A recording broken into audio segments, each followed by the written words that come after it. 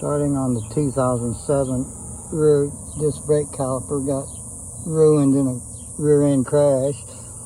These are Torc screws number 40. I found my set last night.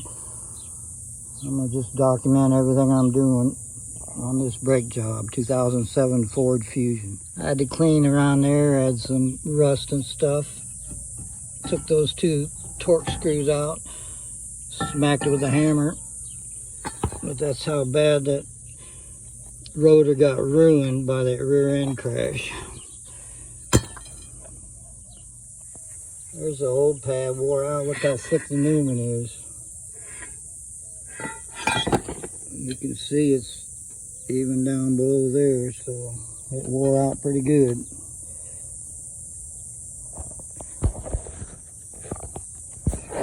The parking brake had this one bolt, but then you have to stretch a cable. I ended up taking this spring clip off.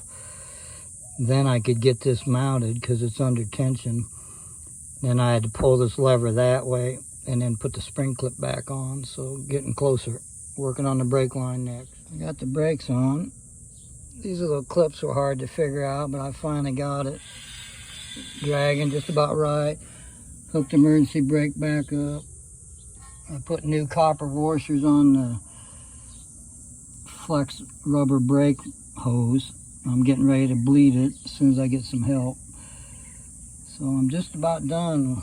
Go for a test drive in a minute. 2007 Ford Fusion. Replaced rear brake caliper. Rotor got rear-ended and it ruined the caliper.